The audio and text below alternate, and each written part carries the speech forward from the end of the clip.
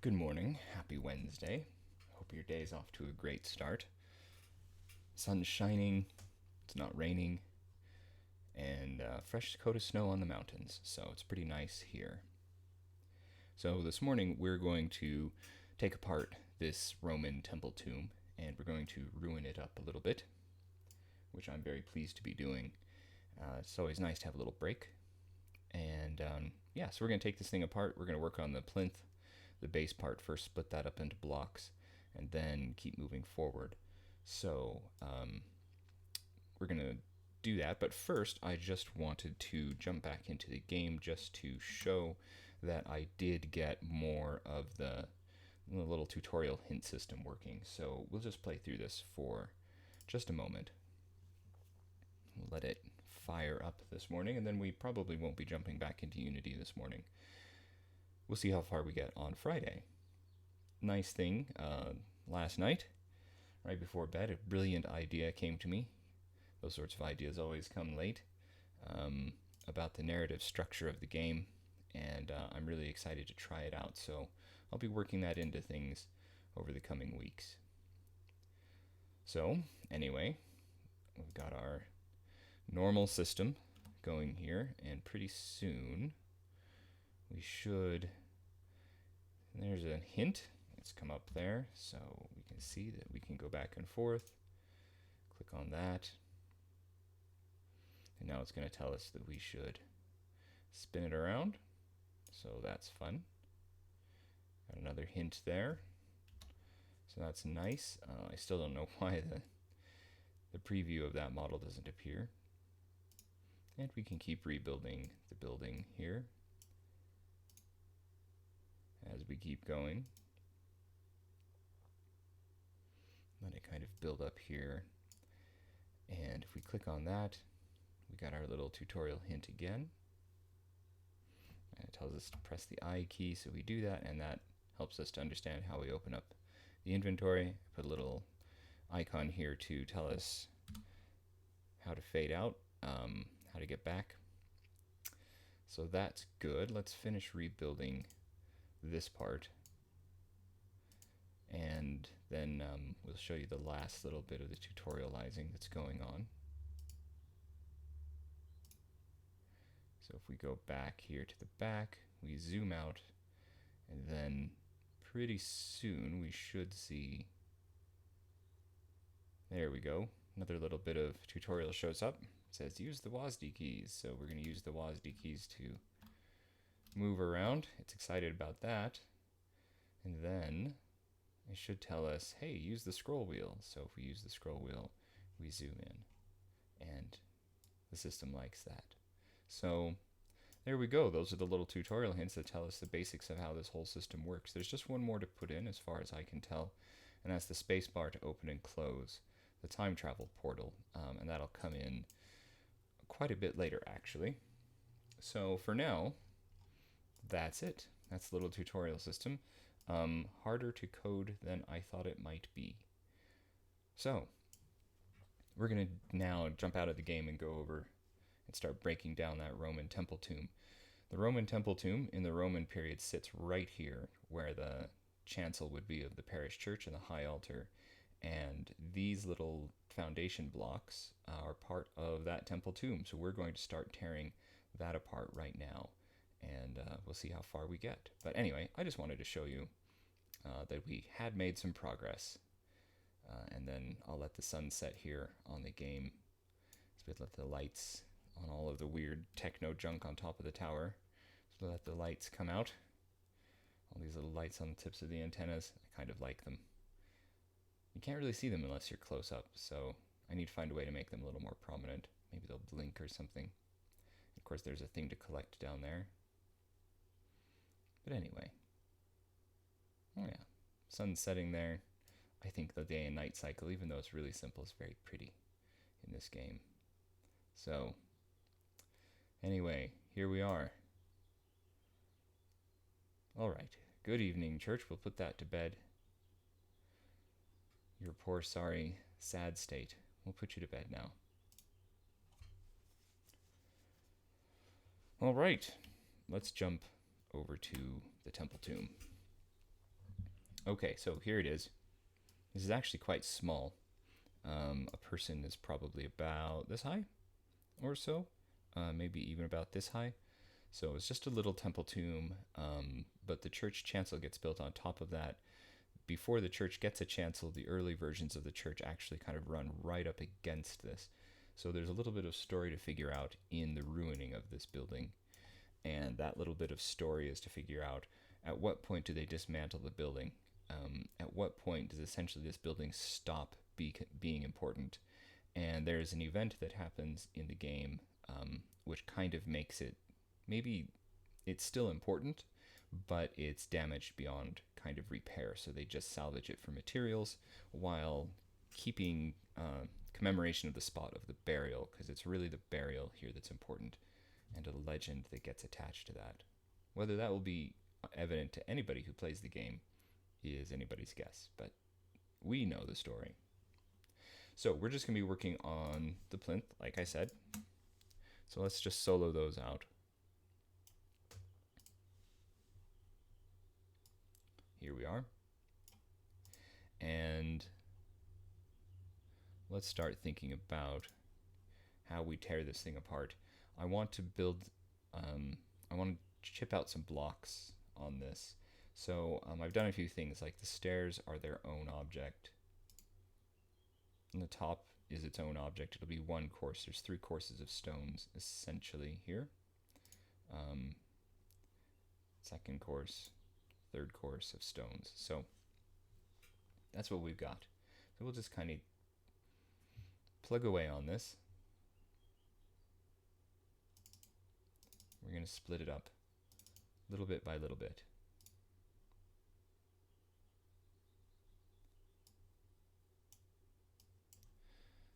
So here we go. Thank you. Come on. There we go. Every time we put in some new faces, we're going to notice that they turn a bad color. Let's not worry about that so much right now. There'll be a nice reminder for us to fix this. So let's break up the stairs a little bit. The stairs are their own kind of things, so that's a good thing. They're their own blocks of stone. And let's say they're kind of thin blocks of stone. Yeah, how are we going to break these things up so that it's a good natural set of breaks? Well, let's just start with this one and peel it off.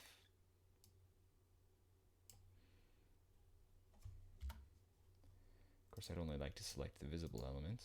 Thank you very much.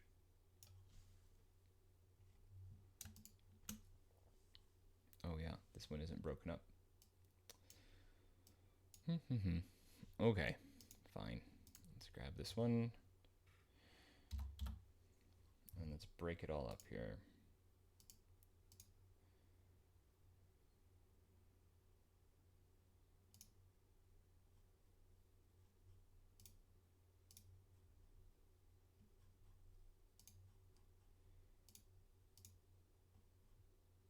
And let's only do our cuts based on the selection.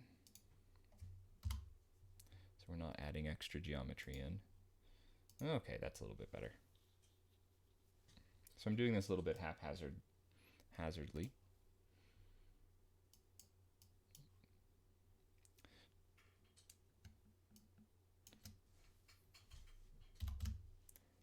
Oop, I don't want to do that. I do want to break that off though. Okay.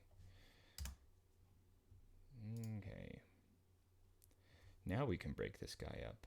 Well, let's solo this one out too. This one might need a base. This may just be adding extra polys. I don't know. Okay. Finally, we can get to actually cutting this thing up. Not that direction though, silly person. This direction. How big are our stones going to be? They're going to be pretty big, I think.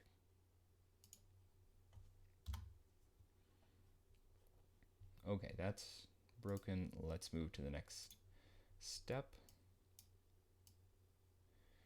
Yeah, we're just going to kind of chip and batter this away a little bit. So the next step is going to be made out of, I'm trying to think about how many stones we want to make it out of. Yeah, the bottom can be made out of 2 big stones. This is the width of one, this is the width of the next. This step here,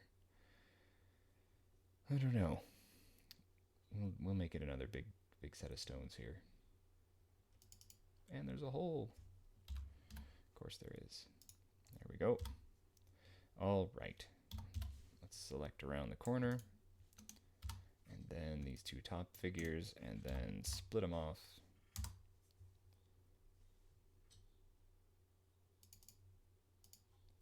And then let's fill that hole.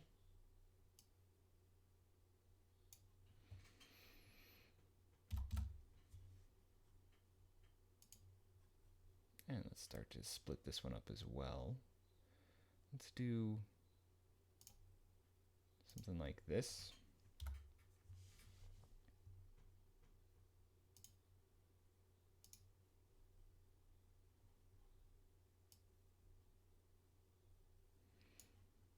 Okay, down to the next one. Yeah, demolishing buildings in 3D is not nearly as fun as it feels like it should be.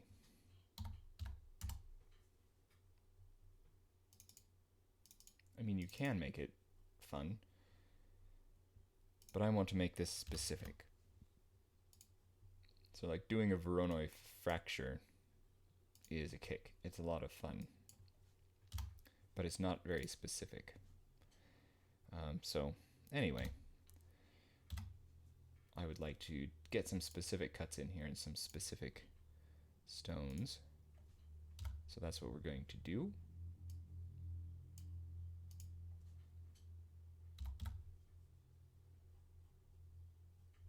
Yeah, wrong way again.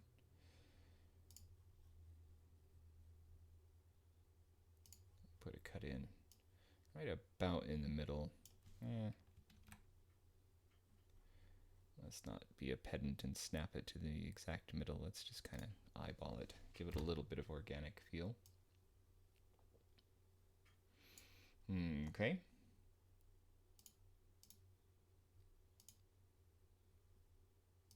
And then we have the bottom step. So let's get rid of these. Seal that one off. And do a few more cuts.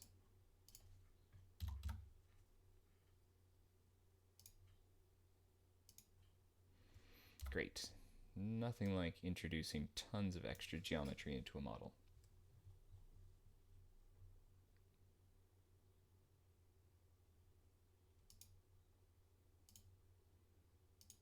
Okay, now let's start to add some ruin to it. Why not? Okay. I would rather like to have one of these missing. So let's get rid of this one. Why not?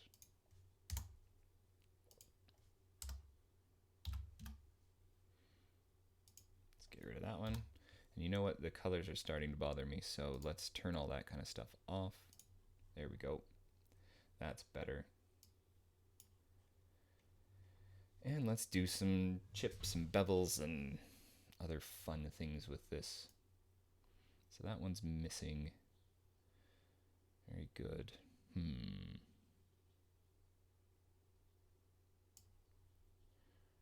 How are we gonna do that? I don't know. Let's work on this.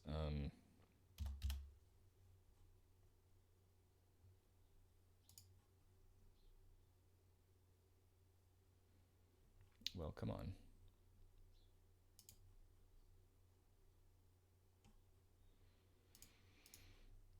Do a loop selection for me. Around the bottom edge, please. Nope, not that.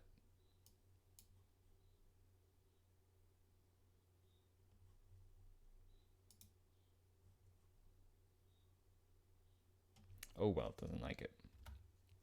That's okay, we're gonna select all of them. And let's bevel these away. Ooh, that's fun.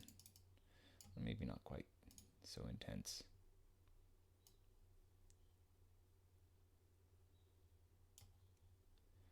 Yep, that's a good enough bevel.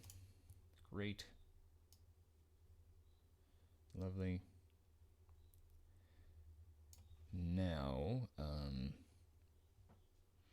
let's chip off this corner right here.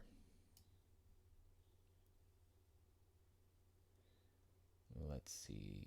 Let's look at it from this direction.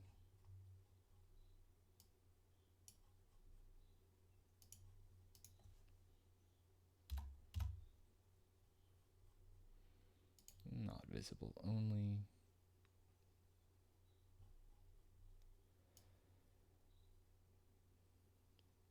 How am I going to put my cut in here? I'm a little rusty this morning. Oop. Yeah, one more thing. There we go. All right, you.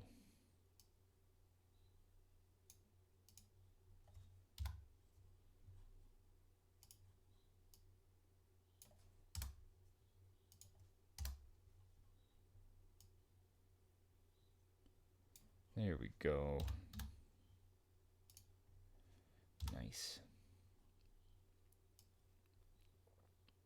And let's knock another chip out of somewhere right in here.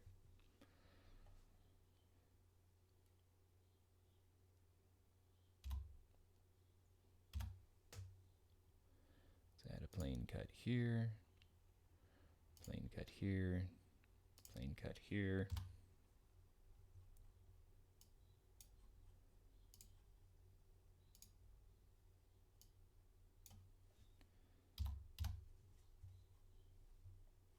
I haven't done damage in a building for a long, long time.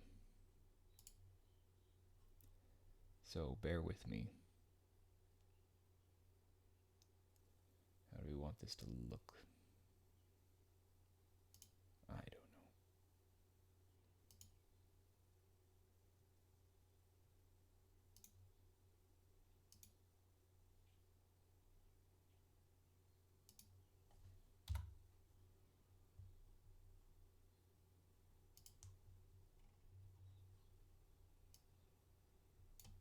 Let's turn off some snapping here.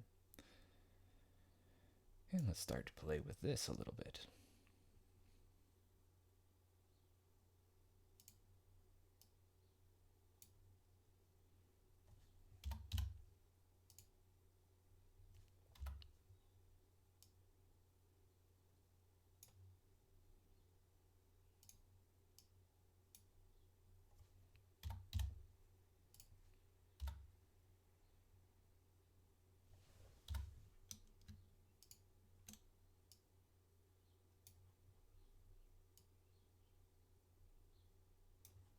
Okay, what's going to happen here now if we start folding this stuff in?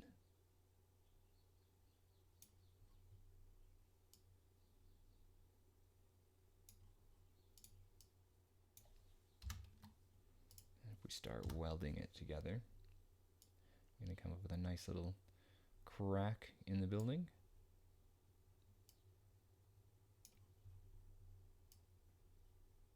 Yeah, we've got something there. Alright, good enough. We added enough extra geometry in there, I think. It's just one step.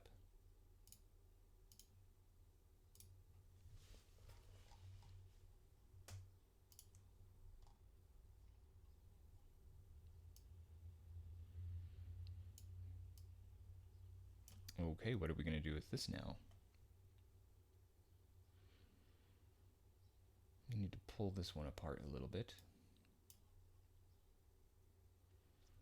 Okay.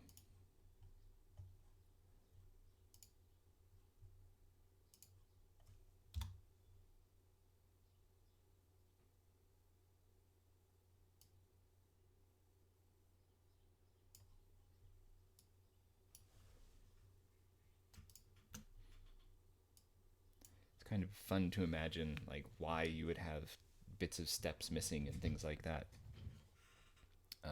Why would you have bits of steps missing? Who knows?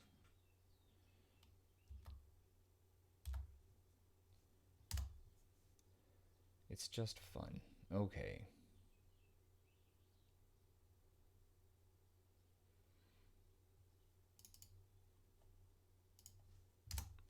that.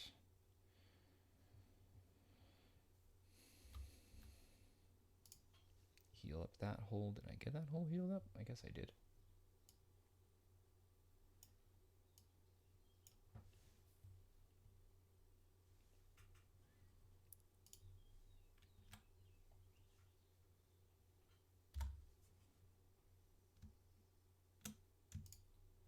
Oh, don't need that one. Don't need that one. Or this one. Just going to put a bevel in here, and I'm hoping to be clever and have this bevel actually maybe do more work than it's intended to.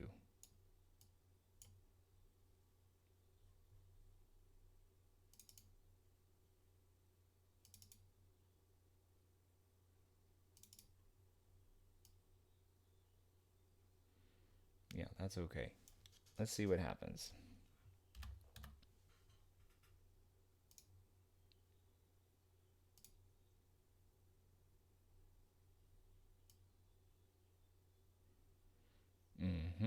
Well, that's getting there.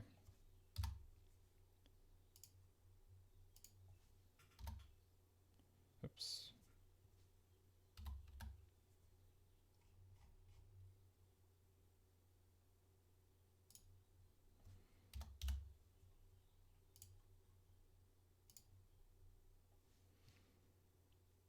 And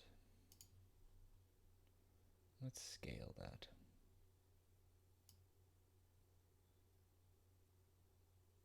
There we go. That's what we needed to do. Nice. And then we'll get this step back.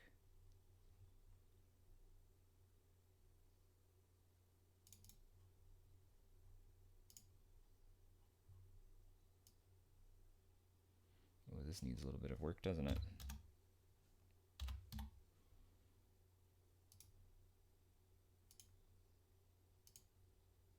Oh dear. Quad strip mode, please. This is bad geometry. But that's okay. We're not going to deform this or animate it in any way.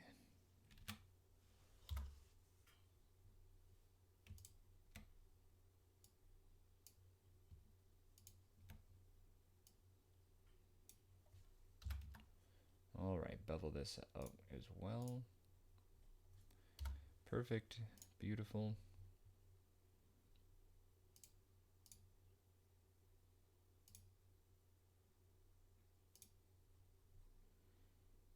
Now we grab all of these. Nope, not all of those, not that way. Okay, I'm just gonna shove this one out a little bit. And rotate it just a tiny bit.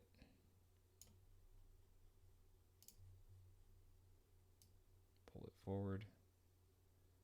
There we go. Maybe somebody started taking this apart and then they decided better of it because those are big, heavy stones. Maybe that's what's happened.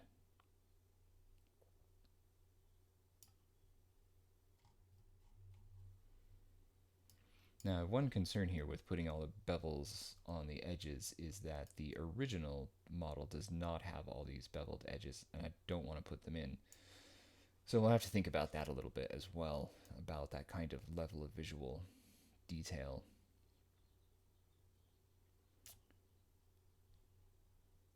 We might have made a little mistake here. I'm going to keep doing that. I'm going to keep doing mistakes, yes, of course. But also, I'm going to just keep moving on with beveling these edges, and we'll bevel all of the blocks for the steps. Why not?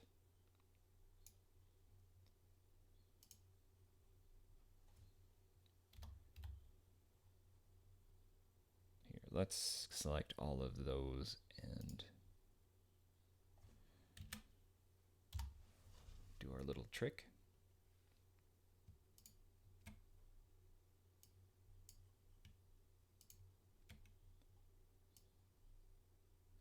Okay. Is there anything here I don't want selected? No, I think we're good. All right. Bevel away.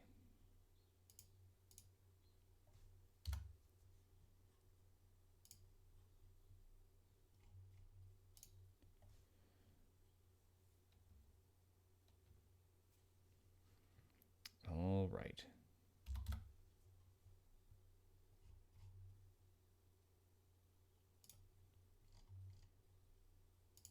And let's go grab that new edge. Do a little inner scale on that.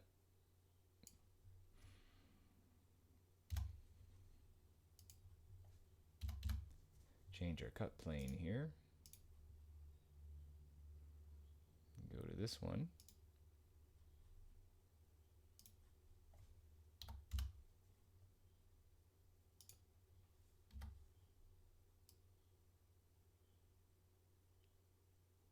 There we go. And let's knock another corner off, just for fun.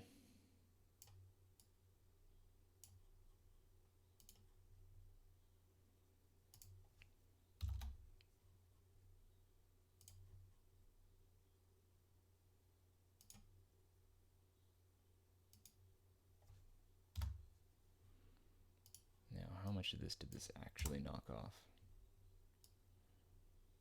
The whole corner. Good. There we go. And the final step. And actually, sadly, this isn't the final step. Let's get rid of those unused verts. Well, come on.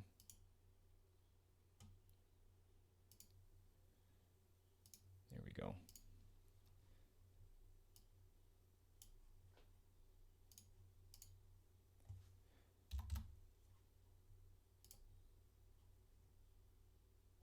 And we want this to cut through everything. Good, I just want to make sure I wasn't restricting my cut to the selection here. All right, let's select all of those lines and then deselect the ones we don't want.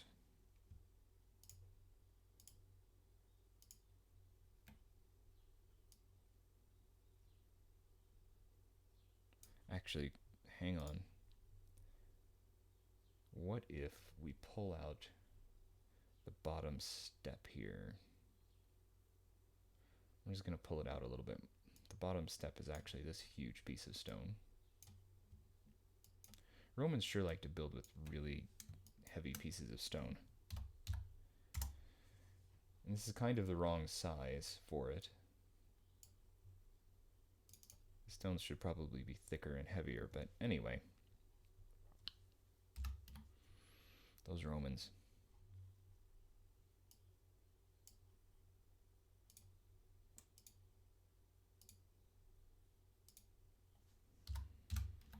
Just gonna plug up these gaps here. Okay, so this lot can stay together. We can select all of those verts. Those are all the verts we're interested in. Yep, I think so. No, we're not interested in not verts, edges, and we're not interested in those edges. Or those.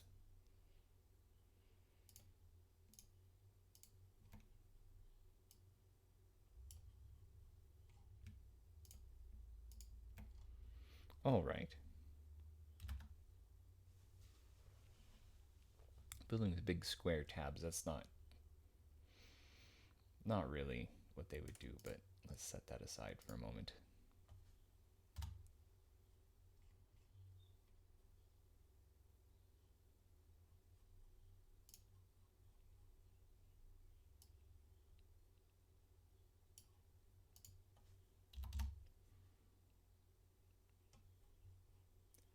Turn off snapping.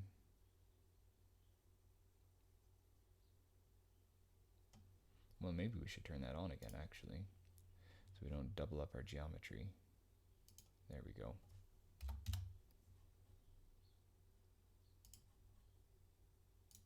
There's one set.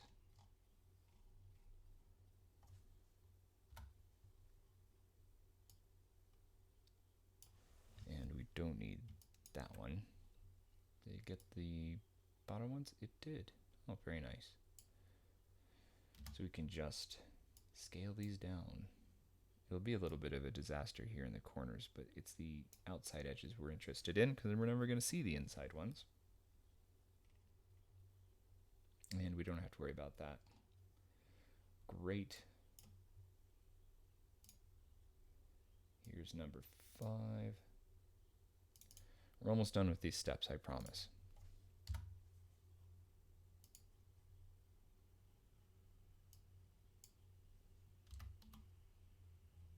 Let's turn off snapping. That's just a pain.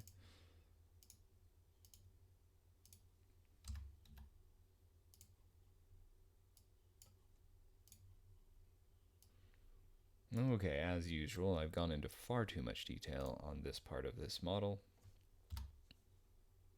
Oh well.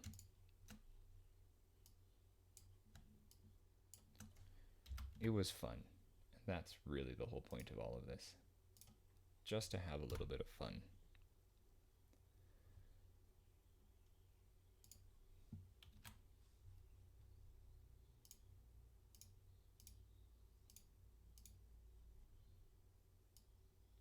Move this one out a little bit, just to provide something to trip on as you're going up the stairs. There we go. That's not too bad.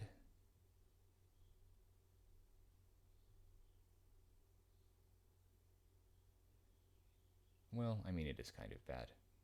I think really I should have staggered these so that we don't have that cut line going all the way down. That's me being silly. Not thinking about how this would actually go together in real life, but that's okay. We've got a little bit of ruin going on here. And that's enough. Enough for us. Okay. Good. Excellent.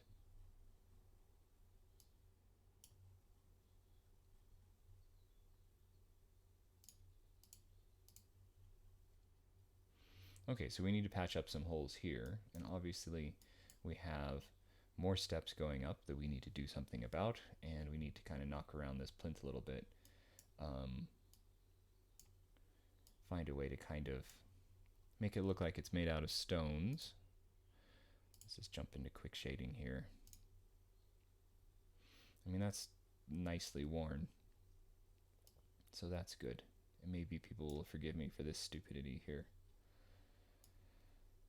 Okay, maybe.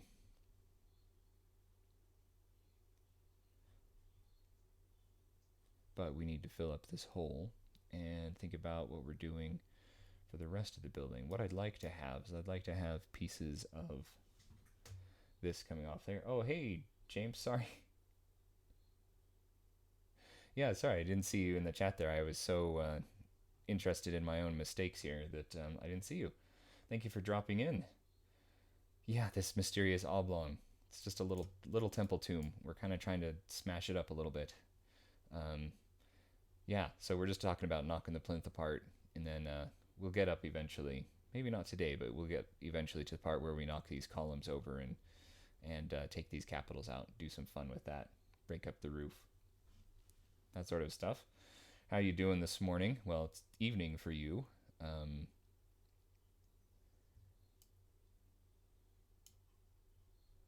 hope you're all right.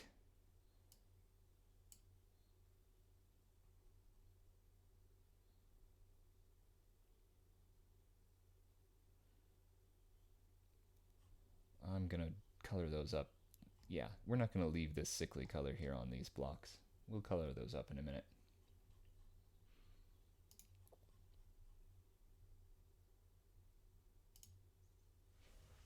In fact, let's color them up right now.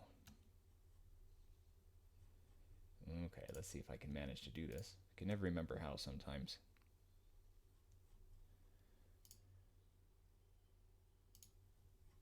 There we go. I'll be able to steal the colors right out of here.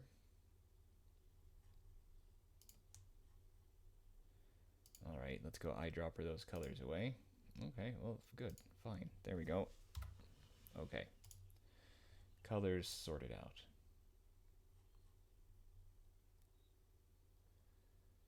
This has a kind of Untitled Goose Game rendering feel to it, and I really, really like it.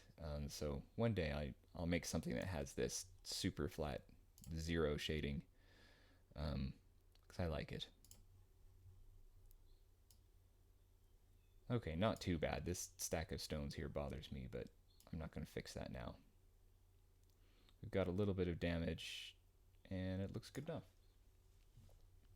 All right, let's knock apart the plinth a bit. Let's see if we can just cut in some suggestions rather than make this entire thing block by block. So let's get rid of the steps. They're going to go away. And let's patch some holes. Let's see, what have I got? Course 1, that's what I've got.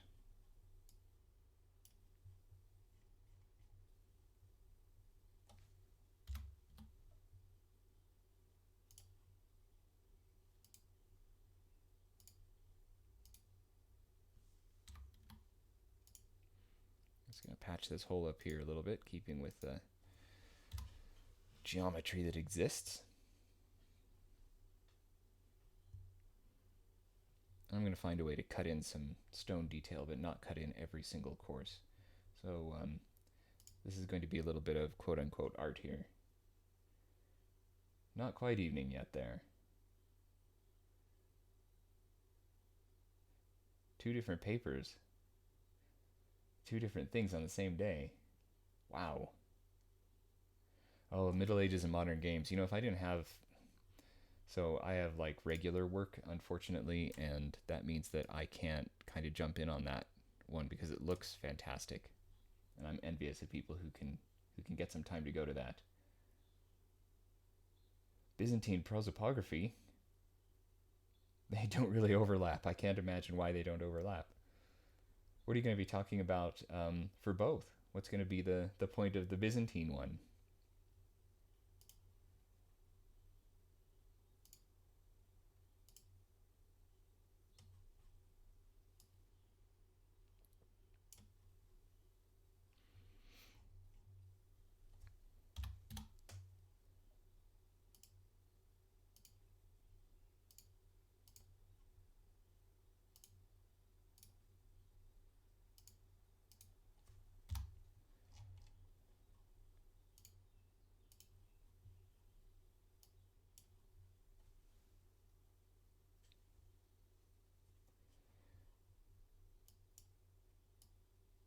Always felt a little bit self-conscious that I really don't know anything about Byzantine anything. Yeah, it's definitely something that's missing in my own education.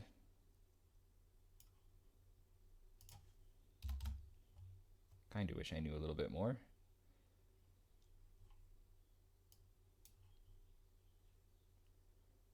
Just gonna make some cuts here.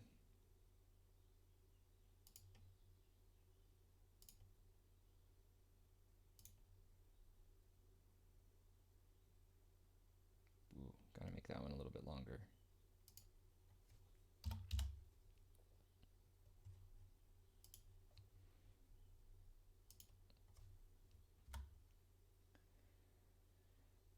Caucasus prosopography, problems and solutions.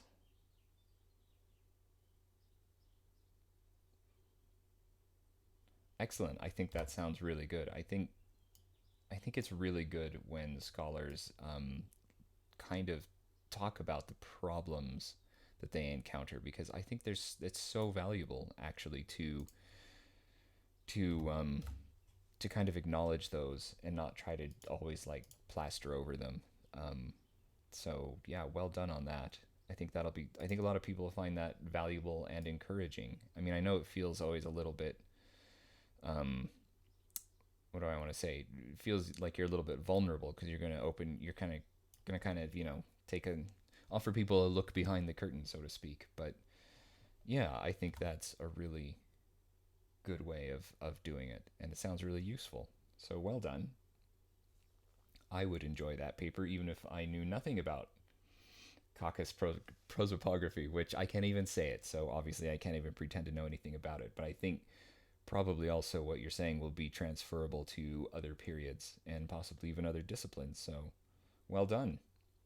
And then what about the Middle Ages and Modern Games Twitter conference?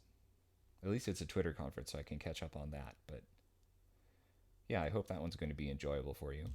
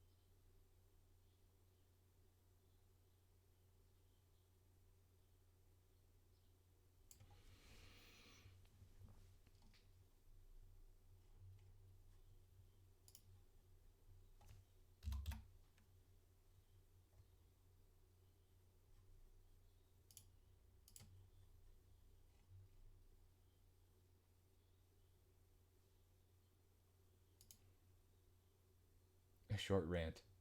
I love rants.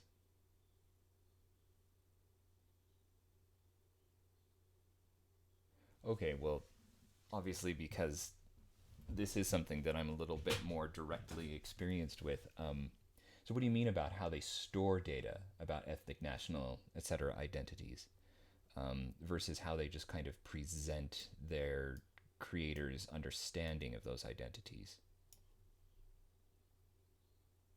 Because I totally, totally understand. I mean, how are you talking about how those affect mechanics and storytelling? I'm just interested in the storage point.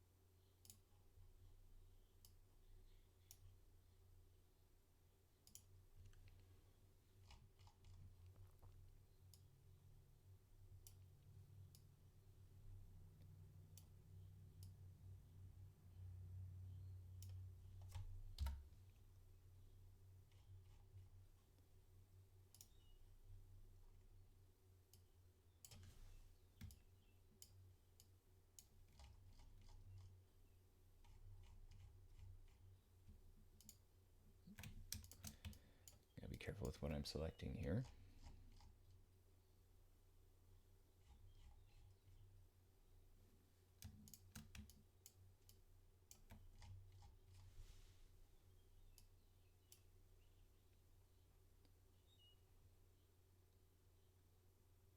How the games make it mechanical in very simplistic ways. A character or place has an identity box which can have precisely one thing written in it. So how would a game avoid that mistake if they could?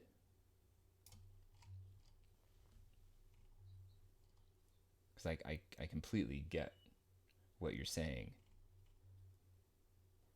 I'm kind of thinking, I guess because of the whole Byzantine connection, I'm thinking of the second reboot Tomb Raider game. So not Rise. Is it Rise? Rise of the Tomb Raider.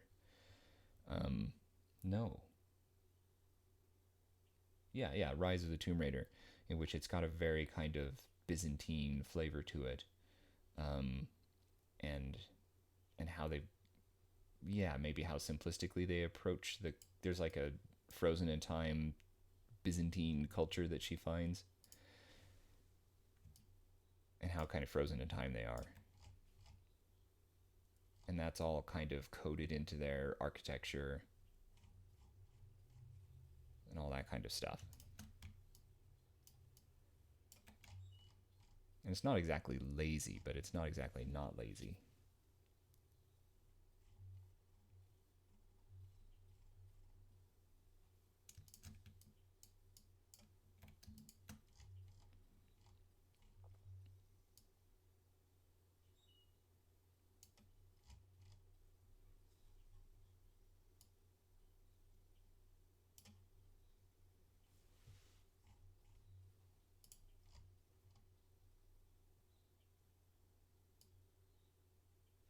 That's what happens to the geometry if I do it that way, of course. Now, can I go all the way around this? I can. This is going to be really nasty geometry-wise, but that's okay.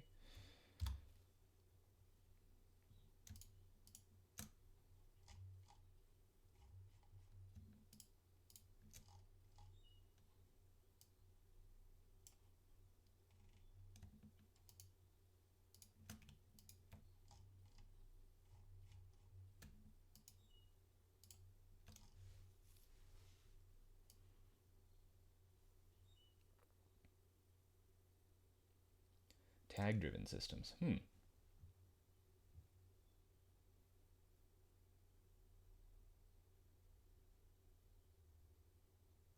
Yeah, I like that because then it's kind of a possibility for a little bit of a, what do I want to say, kind of a series of kind of a recombinant series. Is that what I'm trying to say? Um, yeah, I can see the creative possibilities for that. I like that. Ooh, what am I doing here, though? I don't like what I'm doing here right now at this moment. Done something dumb. Pardon me. Let's start over on that one. That looked really stupid. But yeah, a tag system. And then it allows you to kind of create a little bit more unique, subtle kind of character by character or place by place, or at whatever granularity you want to put it. um, yeah, it really opens up the possibilities there, as long as you understand how your kind of tags are going to be interacting with each other. But I suppose you could do it pretty simply. So you're thinking mainly about like kind of RPG structured things, or could this go to something as heavily kind of linear and narrative as like a Tomb Raider?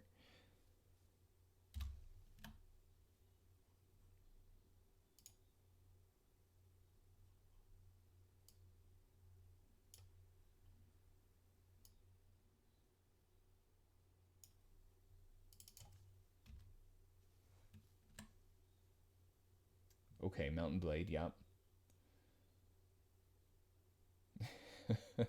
Yeah, I understand about just villages being there for garnish and decoration, basically. Multiple factions, subcultures, regional cultures. I like that a lot. Um, a lot, a lot. And you're right, it wouldn't necessarily be a complete nightmare to pull off.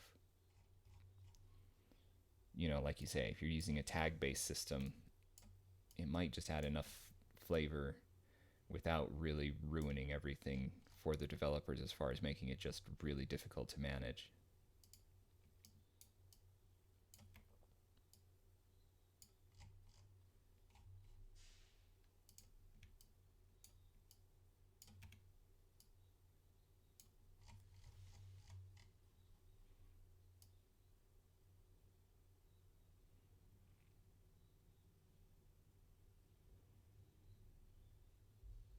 I think I'm going to pull one of these blocks out of the building here. Why not?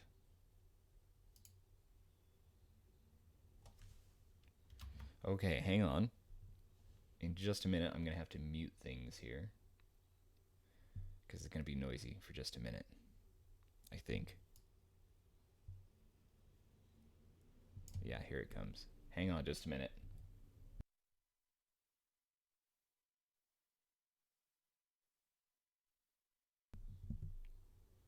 Okay, well, I guess it's not going to be noisy just yet. So yeah, I like that. I think that's a really clever idea. So are you doing that in the game that you're making? I mean, I know you're like doing a PhD, and that's probably the game that you really need to be working on. But are you doing a kind of tag system in your game? I'm sorry, I'm kind of woefully ignorant of your own game.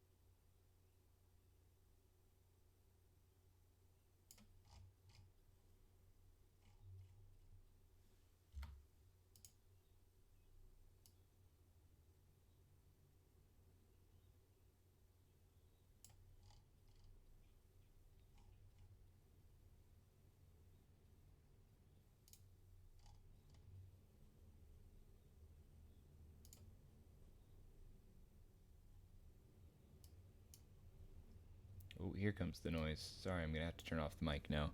I think it's going to get really noisy here for a minute.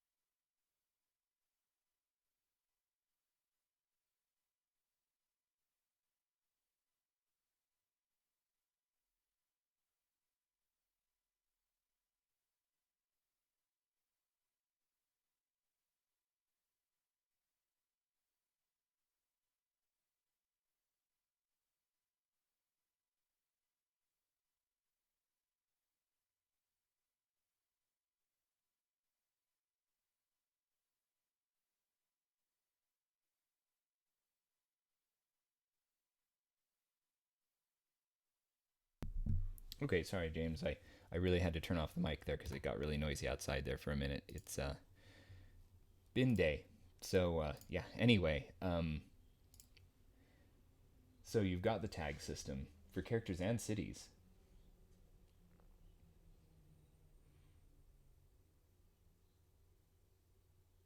Okay. This is a pretty ambitious system. Even for this, even at this stage is what I mean. It's a pretty ambitious system. I like it. One thing I'm really bad at personally is figuring out how different systems kind of will want to interact with each other. I'm just really bad at that. So I'm always interested in how other people handle it.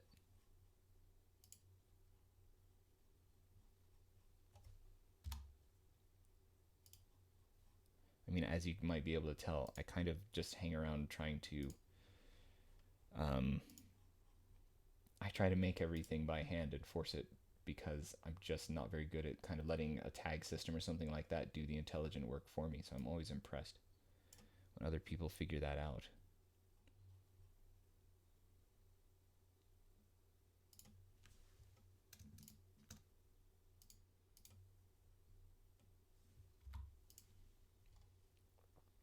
Why is that not coloring up? Well, I kind of knocked this thing around a little bit, kind of randomizing it, roughing it up a little bit. That's pretty good. I'm just going to do the same later for this top course, try to figure out that coloring, and then I'm going to start pushing some blocks off of this as well. Like maybe I'll just push this entire corner off and break that up too.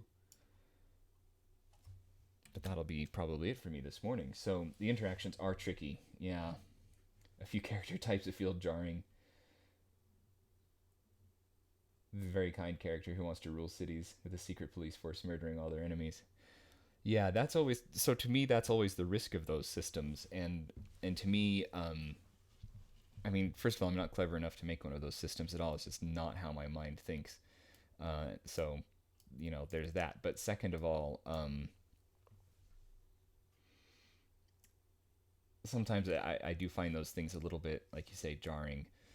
So there's a really brilliant series. It's only 2 articles, as far as I know, over on Rock Paper Shotgun, written by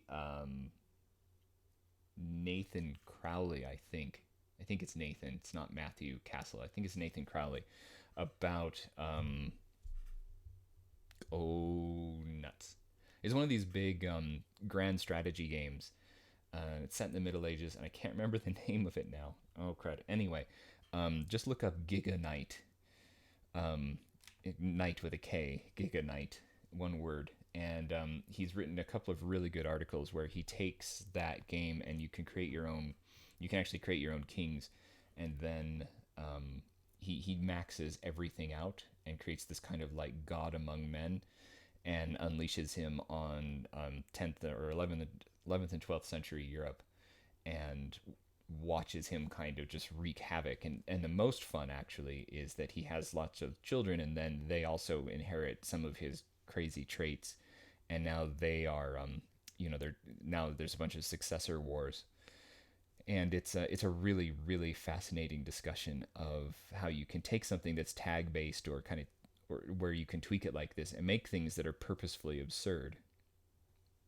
Oh, you know the article. Okay, yeah. Well, sorry for, but that one, I love it. I love it for lots. First of all, I think the writing is superb. Like, just he's an excellent writer. But also, yeah, it's really interesting to see how you can abuse a game systems. Well, anyway, it's good, James, because I got to go as well. It's get the family to school time. But it's been a real pleasure chatting with you, and thanks for joining and watching. And good luck with your papers and everything else. I know you're facing quite a lot of work right now, but you can get through it. This too will pass. Anyway, we will see you maybe on Friday. Have a great time, and thanks for talking. Bye.